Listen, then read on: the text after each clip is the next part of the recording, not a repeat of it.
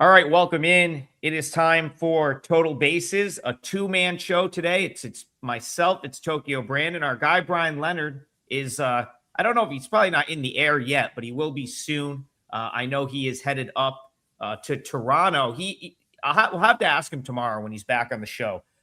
But basically, he goes and sees the Guardians play in like other stadiums.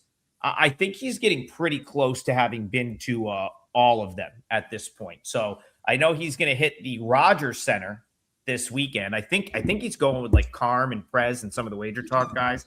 Very jealous. I was hoping that I'm still down in Florida. I was hoping to be back because I would have loved to go to that with them. But so shout out to Bryan. We miss him today. He'll be back tomorrow. But you've got the two of us here today. Tokyo Brandon, how was your night last night? The two guys who like to talk a lot can talk a lot today. Well, you won your 5% on Colorado. My 5% play pushed. I was on the under 5 in Baltimore, Kansas City, but I still picked up 8 units, and you won your 5%. So we're both doing quite well. Adam mentioned yesterday he's number 2 at WagerTalk in profit so far this year. I am number 4 and climbing because I picked up 8 yesterday. So we're both pretty hot. Good time to pick up the double play as well, because both of us have a 5% play out today. It's my last one of the month. Things are going well. I won KBO too. So on a bit of a roll here. Yeah. And I think first of all, that's awesome. Winning day for you yesterday. I know you've been crushing KBO so far this year. I've only played 4 KBO games so far. I'm 3-1. So I'm pretty happy about that. Ahead in minor league baseball as well. Both of our 5%ers are later in the day too, and they're different games. So it's a great day to use the double play special, different games, both a little bit later in the day. And you pretty much, if you go double play today, it pretty much pays for itself. So we got the big 2-minute promo out of the way off the top. Let's get into some baseball games tonight. And we got to start with the Yankees Red Sox. It's the biggest series going right now. It's national TV. And you've also been pretty much right about both of these teams the whole year to this point. Red Sox, super inconsistent once again. Can't hit yesterday, although I'll chalk that up a little bit to a masterclass from Max Fried. He was awesome yesterday. I don't care who you are. Fried comes up and shows up like that. You're probably not going to beat him. So the finale of the series, Tokyo Brandon, do the Red Sox steal one, or is this going to be a Yankees sweep? Well, you guys, if you follow me on Twitter, which is right down there, you would know that I had Max Fried ranked in my top 2 for the matchups yesterday. I put him out on my Twitter, and today I'm hanging out with Marie Osmond on my Twitter, and my OPS ranking Twitter or pitcher matchups are out. And Cam Schlittler is leading the list here today. So I have a red flag with the Yankees, though, because teams that win 2 in a row and have already clinched the series tend to let up in game 3 and give a game away. It's just human nature or something. I don't know what it is, but I would be all in on the Yankees today if it weren't for that fact. But if you match the teams up, the Yankees are hitting a lot better than the Red Sox, but the Red Sox bullpen is performing a lot better. So take Schlittler for the win, maybe, because you know he's going to go 5 innings. Do you think the Yankees can produce some runs against this pitcher that Adam probably knows a lot more about than I do for the Red Sox today? Looks like his name is Toll. You probably know about him, Adam, because you follow the minor leagues better than I do. So I think it would be perhaps a good day to take Schlittler for a win and get some plus money there, perhaps. Yeah, I mean, listen, I had a feeling you were going to come in and talk about Schlittler. You've been high on him this whole time, and correct. I mean, he's even exceeded. So I'll just put these two pitchers next to each other real quick. Peyton Tolley and Cam Schlittler were basically on the same track in the minors in terms of they both hit Double-A at the same time, they both hit Triple-A around the same time, and they both got called up roughly the same time. Remember, Peyton Tolley got called up last year, made 7 appearances for the Red Sox. Things just didn't go well for him. But couple of things there. One, when you get called up as a guy like that gets called up later in the year in August, right? Like you have to understand too that these guys have already pitched a full season to this point. So I tend to like not. I take it with a grain of salt a little bit when a guy gets called up like mid-August and then, maybe doesn't do well in September, because you have to remember they've already pitched an entire season too. They might be dealing with some fatigue. And now not only do you have to deal with the fatigue of like the full season, but you're now in there, you're all juiced up. You're like, I want to pitch well because now I'm in the big leagues. And sometimes it doesn't go well, right? You've been around the game long enough to probably have seen that a million times. Yes. And pitchers, I've said it before, they are the creatures of habit. And getting called up for these young guys, it's like you feel like it's like that Eminem song, it's now or never. This is the time, right? So there's a lot of pressure on these guys. So I forgive someone who gets called up and just gacks, So second time around, usually guys are a little more relaxed. They know this isn't their last shot ever in their life. So they tend to calm down, but they generally do not pitch deep. So I wouldn't expect more than 4 innings from him here. Yankees bats are pretty good. And by the way, they probably have the best pure hitter in the entire game in their lineup. So I don't expect him to go long, but Boston's bullpen has been performing quite well. I have them ranked 9 out of 30 in current form, much better than the Yankee bullpen. So, man, I just have a red flag with the Yankees, because once you've secured your series, you're playing the last game, you've already won the series, so you don't have to win the game. So that's my red flag for the Yankees. They might gack it late, but I think Schlittler will be solid.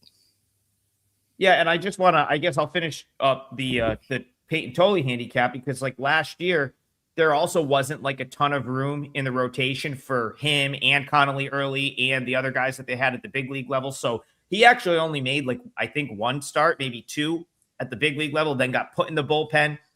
Didn't really work out for him. He's more of a starter so far this year. So here's what I like to look at in this scenario. Like the whole body of work from last year from Tolley was really, really good. Okay. He was awesome at AA, awesome at AAA. To start this year, he has been phenomenal. 0.82 ERA so far this in AAA. I'm sorry. I read that wrong. His ERA is closer to 3. I think he had that one. He had 1 bad start in March. So his ERA in April, 2 starts in April, 0.82. But the WHIP is still right around 1.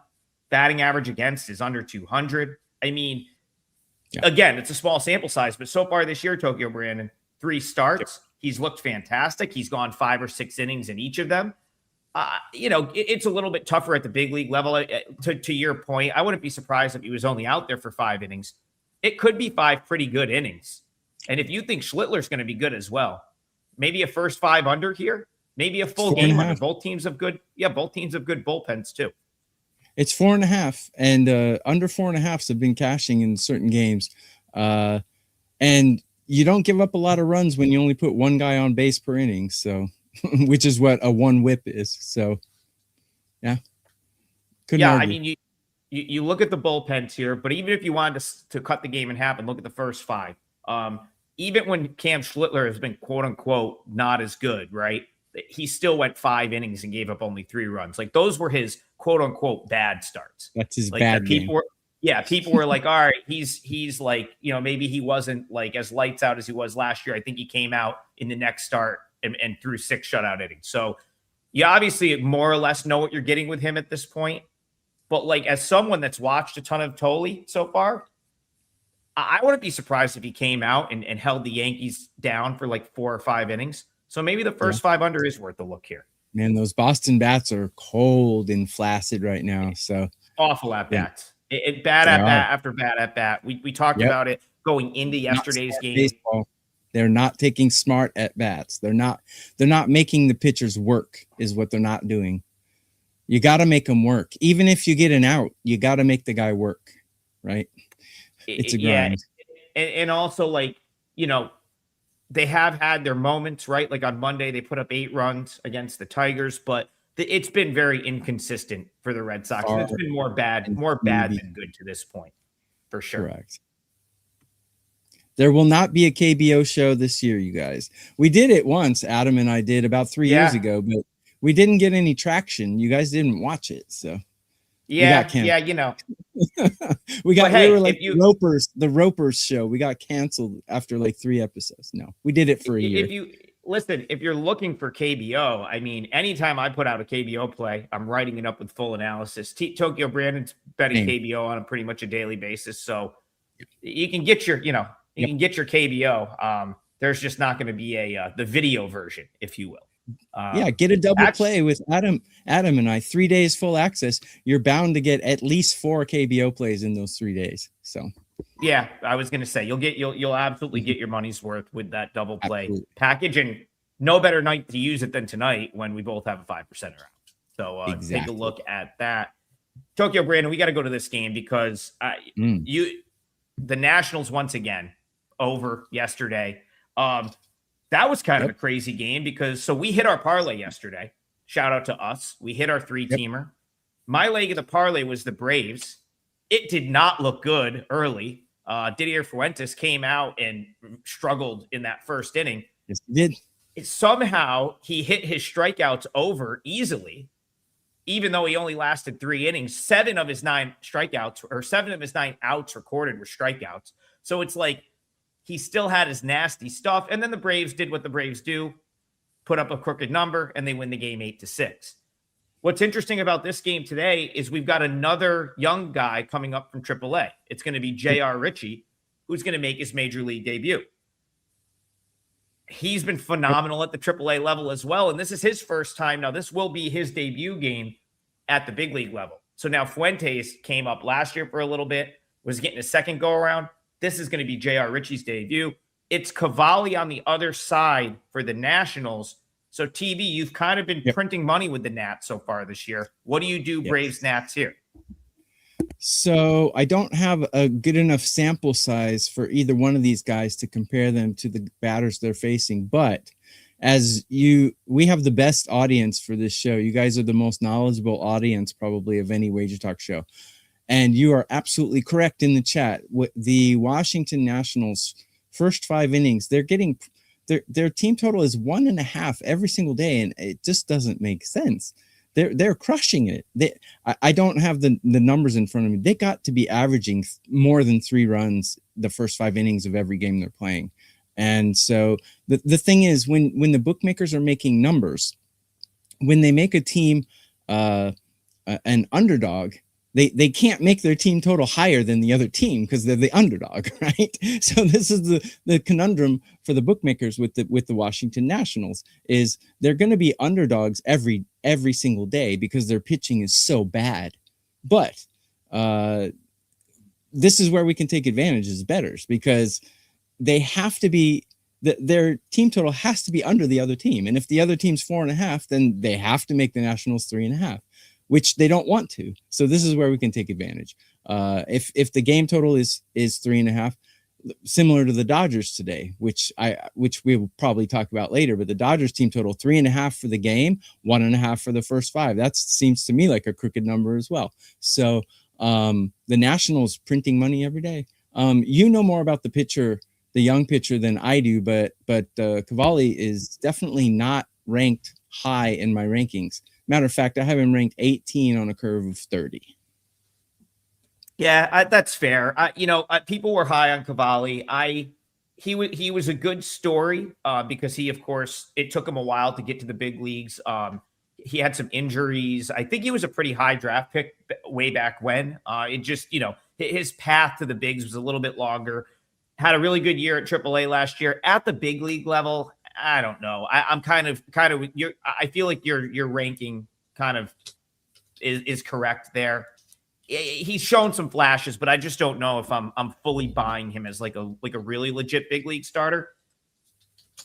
I think J.R. Ritchie's going to be a really legit big league starter. Like, I'm very excited about this guy. So I'll talk about him for a second. Tokyo Brandon, the 35th overall pick in the 2022 Major League Baseball draft.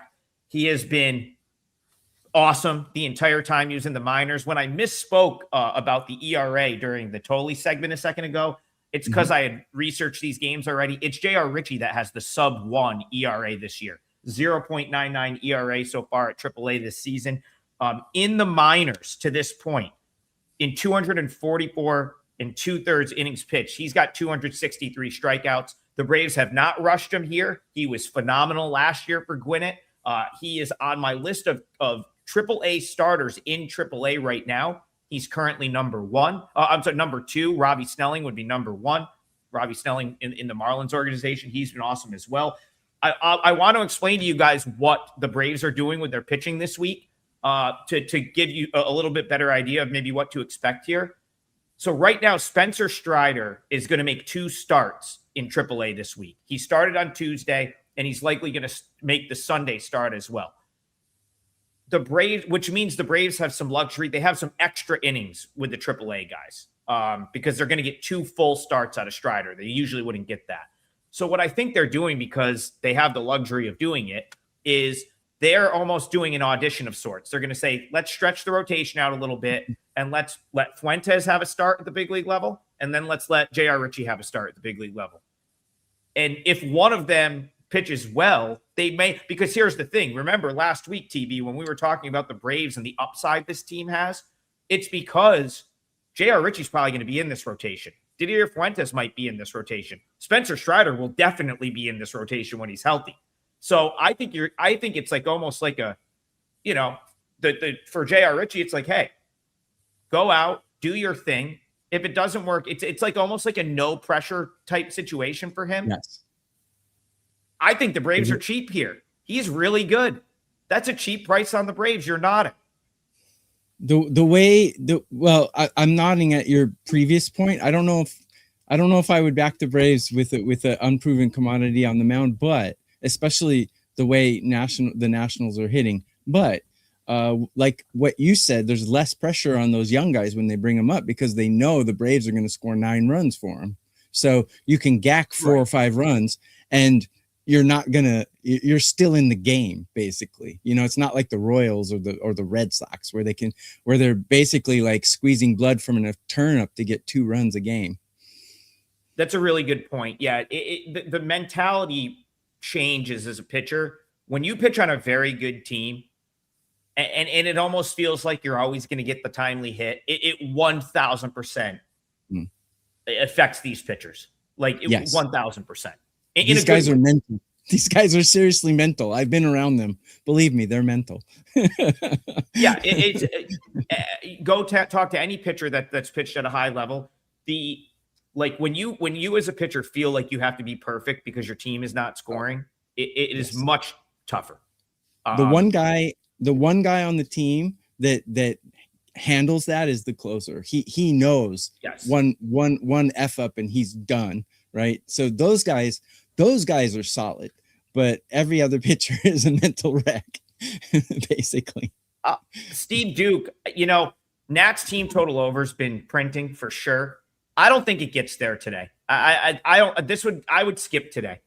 If J.R. Ritchie has his decent stuff, like this is still a Nats lineup that's probably going to regress a little bit at some point. I might jump off I think the money train might be leaving the station.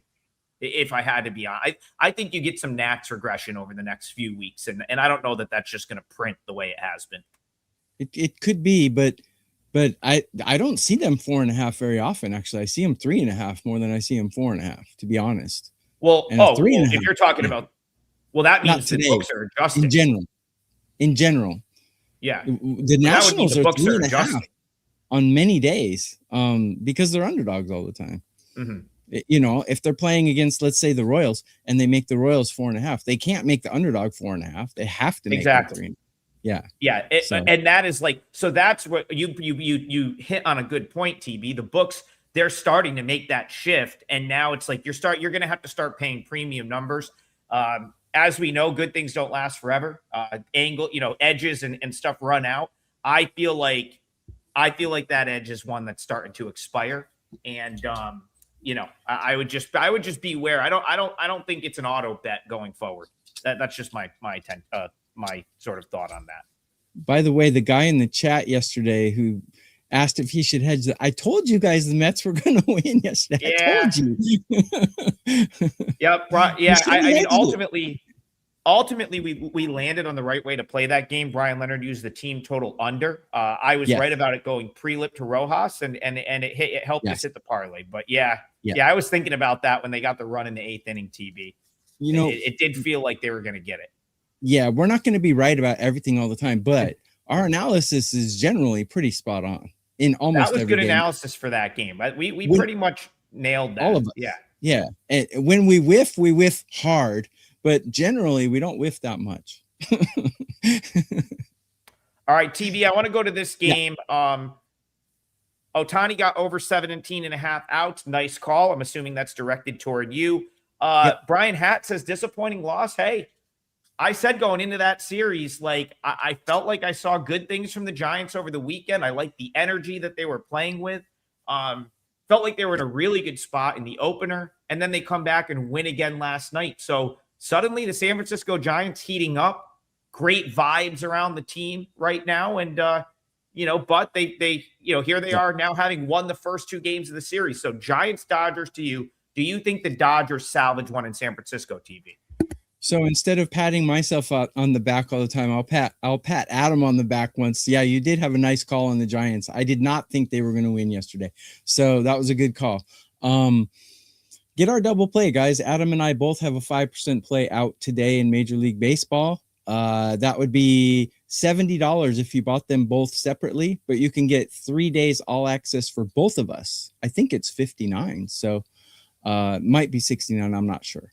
Anyways, Adam will know. But good specials going on, and today's a great day to get that. And if you're asking about KBO, you can get all of our KBO plays as well. Adam's 3-1 already in KBO, and I don't know my exact record because I put pretty much a play out every day, but I'm winning KBO more than any other sport.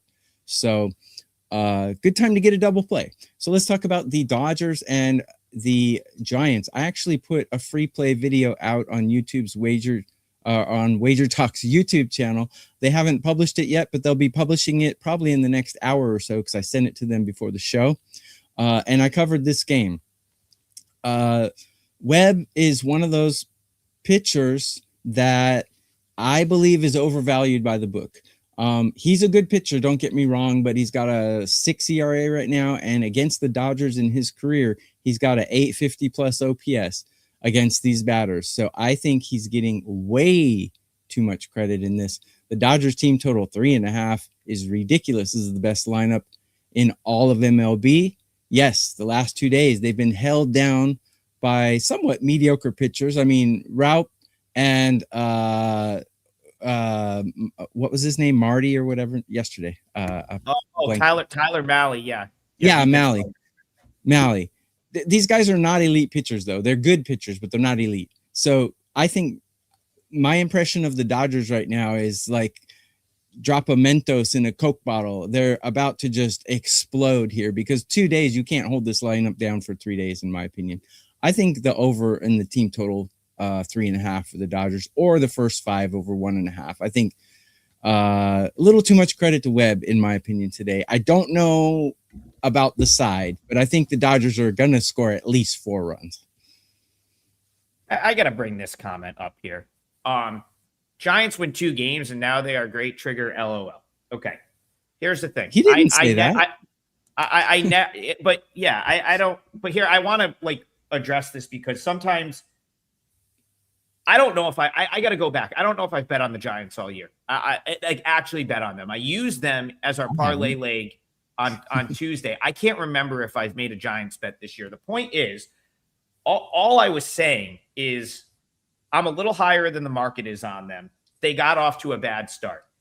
I watched a lot of their series with the Nationals where I felt like the vibes were good in the dugout. The momentum was starting to change. And I called that out on Tuesday before this series.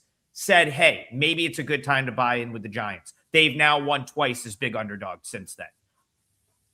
I don't know what to tell you. If you couldn't take that from that, I mean, it's basically been exactly what's happened to this point. Now, are Usually they it's going to win? fans that are overreacting at him. They're probably a fan of one team or another. You can't bet like a fan, though. You have to bet like a better. Now to G Hert's point, it's like, this is kind of where I'm at with this game. I still think the Giants on the +1.5 run line have some value. It's only -130. They've definitely been the more energized team to this point.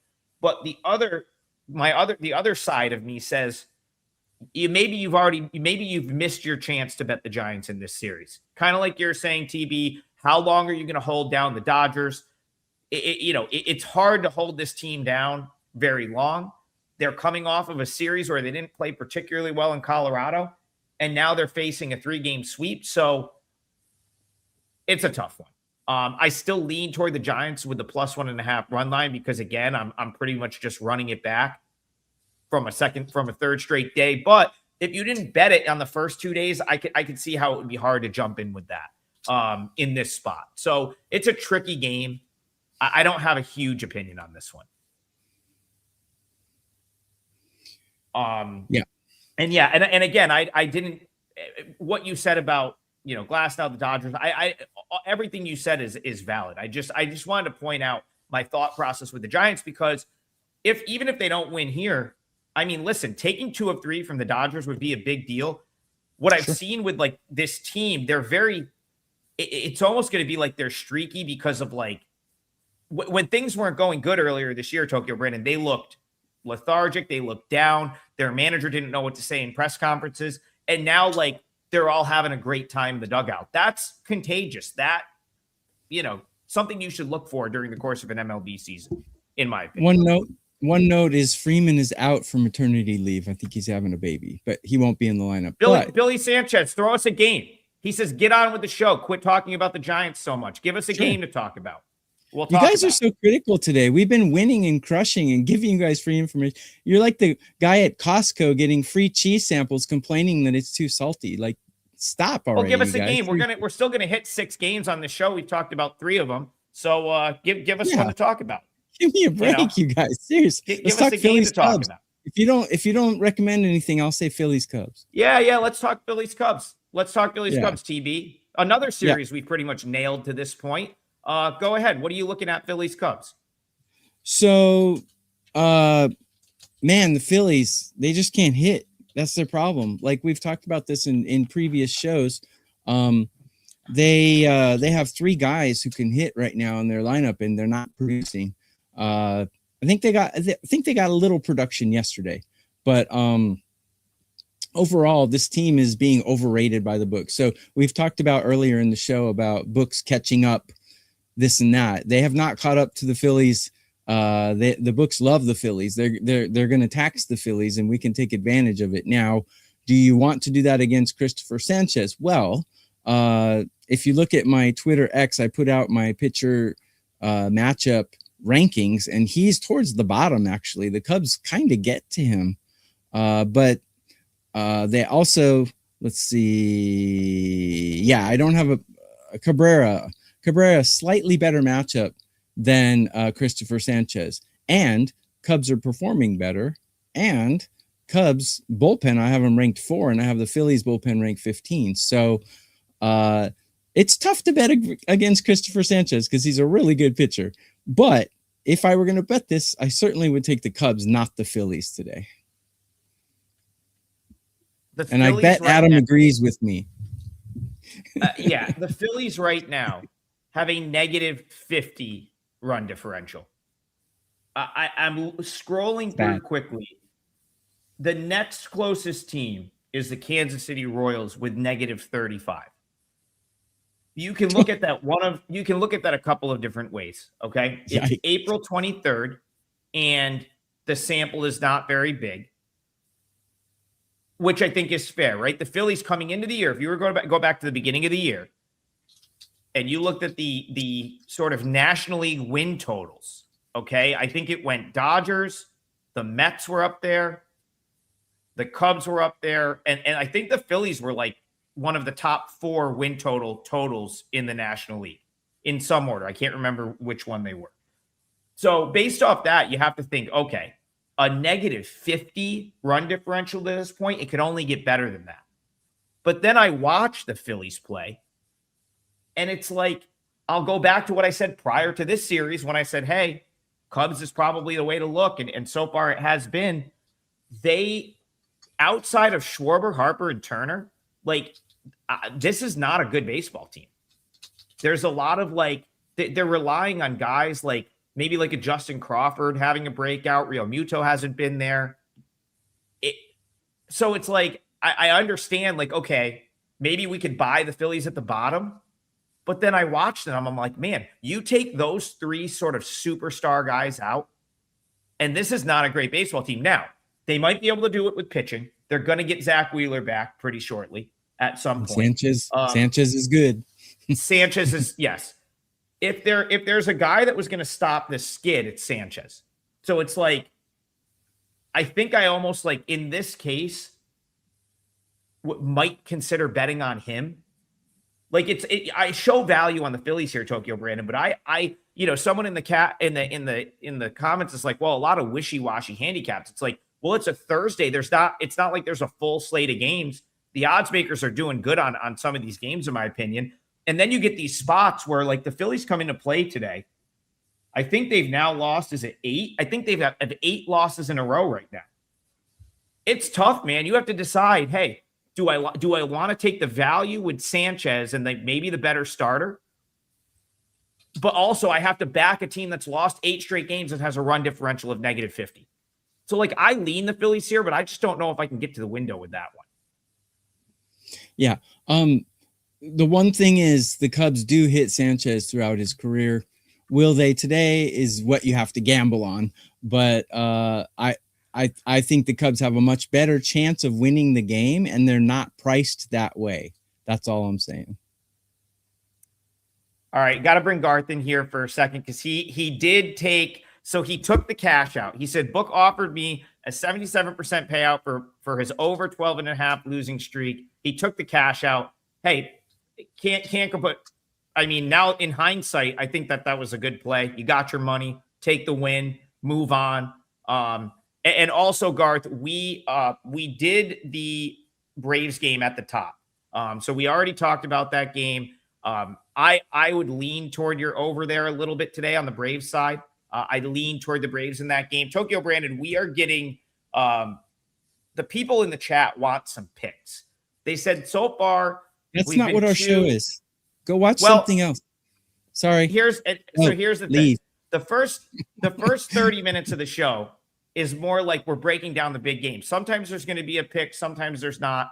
So far today, that's kind of how, I have a 5% play, as does TB. We obviously aren't going to tell you what that is on the show. Got to go to the WagerTalk site and get that. But we did hit a 3-teamer yesterday. We are going to put a 2-teamer together today. So you're going to get the picks. Tokyo Brandon, do you know where you want to go for the parlay? Let's get these folks a pick. Yeah. Let's do that. I am going to go with the Yankees first 5. That's where I'm going to go. First 5 innings, give me the Yankees. They're hitting better than Boston, and they got a pitcher that's pitching lights out, best in MLB. Yeah, give me the Yankees first 5 for my pick. You're muted, Adam. Sorry about that. I'm assuming that Yankees first 5 is just a money line you're going with. Yeah, first 5 money line. It's probably not even a bad price. Probably like 150 or something, right? That's what I'm seeing. I'm seeing Yankees first 5 -150. Again, we've talked about that game as well. So I'm going to throw a different game out here because I saw a couple people ask about this in the chat, and then I'll think about what I want to do for the parlay leg. Okay, this is like the 5th person that's asked about this game. So last night I cashed with the Rockies. I've actually cashed big bets the last 2 nights with the Rockies against the Padres. On Tuesday, Tokyo Brandon, we both hit because you had the Padres on the money line and I had the Rockies +1.5, and they won 1-0. Can't get better than that result for the two of us right there. Yesterday, I had the Rockies +1.5 again, -110, a blowout winner on my 5% play. I was pretty fired up about that. Great job. I see no reason to go a different way today. Again, the Rockies are playing good ball. They're still undervalued. Waldron hasn't done much at the big league level. Would you just run it back with the Rockies right here? The Rockies plus 1.5 has been printing money just about as often as the Nationals' first 5 over 1.5. Man, the Rockies I don't have the numbers, but Rockies plus 1.5 has to be one of the best money-making bets this season so far. So talk about today, Waldron got hammered in his first start, but he's not that bad. What is he, a knuckleballer? He throws some weird pitch, doesn't he? Yeah. And what do you think? What is that going to play at Coors Field? Absolutely not, because the thing about Coors Field and Mexico, because I do the Mexican League and it's even higher altitude than Colorado. The thing is, your breaking balls don't break, so you got to throw fastballs, and you got to challenge fastballs. You got to throw what the pitchers call challenge fastballs, which just means you throw it as hard as you can and hope that you beat him with it. That's what you got to do in Colorado, because your breaking stuff doesn't break. Maybe you can get away with sliders, but your slider is going to slide about 30% less than it normally does. So that's the thing. Knuckleballs are basically underhanding a wiffle ball to someone. So, I mean, he's going to get hammered, I think. I think he's going to get hammered. But whether the Rockies can win the game or not is a different story. Definitely an over here. I think what was it, 11.5? If it's 11, if it's under 13, I would definitely say an over would be in a play here. Yeah, I mean, listen, I like Matt Waldron can be good when he's on, but so he's pitched a lot at AAA the last couple of years for El Paso. Okay. And the PCL has altitude scattered throughout. Albuquerque is high altitude. Salt Lake City is high altitude. El Paso is high altitude. There has been games where he has been pulled in the first inning because the pitch just was not working. Like, not even before, it was almost like not even before he got crushed. It was like the manager has come out after one inning and was like, okay, like, I'm not even going to put you through this. Yeah, it was almost like, I'm not even going to put you through this. Clearly that pitch is not working today. And again, like, that's it's a gimmick. Right. Now, it's not as big of a deal to the Padres because AAA is a developmental league. Their main concern is that he's ready if they need him at the big league level. San Diego doesn't have any altitude. Neither does most of the rest of the league. Right. So it's like, but they need him here, and he's got to pitch in Denver at Coors Field. Yep. So it's like, that's not good. I don't think that goes well for him. Feltner on the other side, say what you want about him, but like, so maybe like, I guess the over, but the thing I want to bring up, the Rockies quietly have a top 10 bullpen this year. They have a bunch of guys that throw hard. Their relievers have been really good, and they really didn't have to use the best relievers last night because they led big and won big. That's going to be my parlay leg. We'll hit one more game for you guys. I'm going to go with Rockies plus 1.5. It's cash for me the last 2 days. It's the rubber match of the series. I see no reason why this game can't be another competitive game. Let me throw in a little point here. If you go to my Twitter and look at my starting pitcher matchup rankings, Feltner is second to last and Waldron is last. So I expect a lot of runs. I think 11 is way too low in this game. Yeah, I mean, listen, who could put you off of an over in this game, Tokyo Brandon? It's actually nobody. We should like stay on that topic for a second. How I think Tuesday night was the 12th 1-0 game in the history of Coors Field. That ballpark has been open since 1993. Okay, yes, that was the expansion year. Hideo Nomo threw a no-hitter in that park. When I was a kid, I used to like pretend to be Hideo Nomo in my backyard, doing that crazy rotation, crazy, I think at 93, I would have been 7 years old. Think about that for a second. Think about this. I came to Japan when Hideo Nomo was pitching in the Japanese league. That's awesome. I've been here forever. Anyways, sorry. But just to make the point to your over right there. And again, people want picks, so like let's throw out a total here as well. 1-0. And then last night, I mean, I don't even think I don't think the game went over last night. I think it was an 8. Was it an 8-3 final after? Eight, Trying to was it remember what the final was. 8-5, was it? 8-3. It may have, so 8-3. maybe it hit, maybe it landed 11. Because again, I don't remember what Yeah. the total was of last night's game, but like the point is, we I haven't do. really had It was Go 11 and a half yesterday. so it lost. So the over would have Yeah. lost. It was under. Yeah. We haven't seen the big like offensive breakout in this series. It very well could be off of Waldron and Feltner. Like this might be the firework game of the series. Could be. And I can't argue with your Colorado 1.5 either, because man, that's been cashing like crazy. Yeah, who would have thought? Who would have thought? I mean, Padres I think Padres are just think a team I always avoid because I hate them. I mean, they lose me so much money, I can't stand them. I've been screaming Rockies plus 1.5 from the mountaintops since the beginning of the season. So again, anyone that watches the show regularly should have probably been money. And Adam puts his money. Adam puts his money where his mouth is because he put a 5% play on it yesterday. Yeah, that takes some serious courage.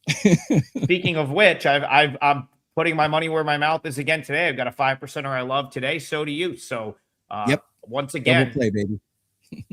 Great way to get both of those. So let's go one more game here before we still have time. We'll get a 6 game on the show. Let's go back. I know people are going to be looking for some daytime action. Here's a good one. Interesting one. Brewers Tigers 1 p.m. Eastern. Tariq Skubal for the Tigers, obviously. We know and love him. But what I consider to be an underrated Brandon Sproat for the Brewers, who even though he's off to a bad start this year, Tokyo Brandon, I still think he puts it together at some point. The question is, does he do it here? Does he do it on the road? And Brewers Tigers to you, do you have anything in this game? Thomas, you're right. Yes, Hideo Nomo did pitch a no-hitter at Coors. That was pretty amazing. I think it was his first year in MLB too. He played for the Kintetsu Buffaloes here in Japan, and he was here when I came over. Anyways, regarding this game, how could you go against Skubal at home against a no-name pitcher? Yeah, okay. I understand that these guys like Sproat and, the Atlanta pitcher today, I understand they have a decent pedigree in the minors and et cetera, but there's no comparison in these starting pitchers. You cannot make an argument that he's as good as Skubal. You just can't. So, and I know you're not trying to, but I'm just saying there's no comparison. And man, Detroit's bullpen's playing well. Milwaukee's is not. Neither one of these teams is hitting though. That's kind of concerning. I maybe an under in this one, because if what you say about Sproat is true, like these teams aren't putting a lot of runs up. Forget and before everyone jumps on me, oh, they scored 8 runs yesterday or whatever. You can't say yesterday is the season. Okay. You got to look at it. It rained in Arizona yesterday. It doesn't mean Arizona is a rainy state. Okay. So you got to look at the big picture. These teams are not really scoring very well. So I probably an under. Anytime Skubal pitching, an under is in play, right? Yeah, I want to throw some names at you real quick, Tokyo Brandon, to sort of illustrate your point. Christian Yelich, IL. Jackson Chourio, IL. There's Andrew Vaughn, IL. Okay, like this has been a Brewers lineup that's been without their best hitters, right? Pretty much at this point, a couple of them. The Tigers, we even talked about it, like they kind of started hitting recently. They've had a couple of good offensive games, but this was a team that collectively on the season has not really kind of hit to potential to this point. So to just talk about Sproat, like here's the sort of redeeming qualities on Brandon Sproat and why I think an under could potentially be in play. Brandon Sproat was in the Mets organization. Okay. He kind of got passed by like Nolan McLean, Jonah Tong. Like he suddenly became dispensable to them. And I think via trade, I forget who they got. I forget exactly how he got over there. But he gets to the Brewers. Now, the reason that's important to me is because he showed signs in the Mets organization of being a guy that would be in a starting rotation. The Brewers are really good in developing pitchers. They're very good in taking a guy that failed in another organization and turning them into a solid pitcher for them. Go look at Quinn Priester, right? Like, he's a perfect example. Two organizations discarded him, threw him in the trash. Brewers get him. Now he's basically a rotation guy when he's healthy. Last time out for Sproat, he turned the corner. I bet on the Brewers in that game. I won 6 2/3 of 1-run ball, 6 strikeouts, 1 walk. I wouldn't be surprised if he pitched well today, but yeah, Skubal on the other side against a Brewers lineup that's been without some guys. I lean Brewers plus 1.5, but the under kind of makes maybe the more sense right there, TV. The thing is, the book knows that, so they make it 7 or 7.5. But 7.5 is a risky proposition in MLB. Even the worst team of the worst team in MLB can knock the socks out of any team in any other league, yes. Right? So we say, oh, they suck. These guys don't suck. No matter what team they're on, they don't suck. These guys are the cream of the crop. So a 7.5 is a risky proposition, but against Skubal, I don't think it's that risky. The guy is just amazing. And listen, 7.5. I think that's the buy point if you like the under. You got to get 7.5 instead of 7. But like, there's not. I think there's about a half run of value there. I would make that total closer to like 6.9, 7, like on the other side of 7. If you can get a 7.5 at like -115 or whatever, -120, I think that's a reasonable look in that game. And also, this is why I like our audience, because you guys are smart. I don't bet the no-run first inning stuff very often, but this would be a game I would consider it, actually, because nothing's guaranteed in sports, but Skubal is probably going to hold him for an inning, right? So all you got to hope is that Sproat can hold this kind of flaccid lineup down for 1 inning. It's probably a good bet. Yeah. Listen, if Sproat can build on his last start, he's probably not giving up a run right out of the gate. That's what I would say. His stuff looked really good against the Blue Jays. So yeah, ex Joe Pop, I would kind of agree with that. Someone in the chat was like, why is the Braves money line dropping? Honestly, I think it's because people really don't know who J.R. Ritchie is. Exactly. He's real. They think it's J.R. Richardson. It's not J.R. Richardson. If it was J.R. Richardson, they'd be favored. He is. He's solid. And again, like, you're talking about getting a guy that's unknown but backed by a team like the Braves, who's just playing as good as any team in the league. I think I could only bet the Braves on the money line there. That would be the only way I could go in that game. All right, Tokyo Brandon, we have turned it around. I believe two parlay winners already this week. We've erased 2 in a row. Yeah, was it 2 in a row? Okay, 2 days in a row. All right. So we have erased the deficit.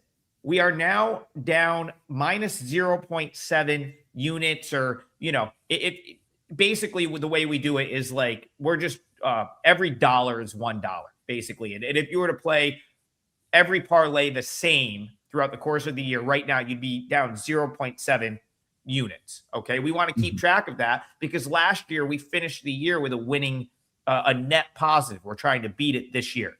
So it's a 2-teamer for us today, Tokyo Brandon, but very important. If we can hit this 2-teamer, we're in the plus going forward. So the 2-team parlay for today, I am going to go with Rockies plus 1.5 at minus 120. Tokyo Brandon is going to go with Yankees on the money line, first 5. So he's targeting Cam Schlittler in that matchup. He's going to go Yankees, first 5 money line minus 150. I'm going Rockies plus 1.5 for the game, minus 120. TB and I both have 5%ers today. No better day to use the double play. It's going to pay for itself right away this afternoon or today. Both of our games a little bit later in the day. So check that out. And we'll be back with the 3-man show when Bryan Leonard touches down north of the border tomorrow morning. So we will see you guys then, 9 a.m. Eastern, for more Total Bases. Appreciate you tuning in. Like, subscribe, and we'll see you guys in the morning.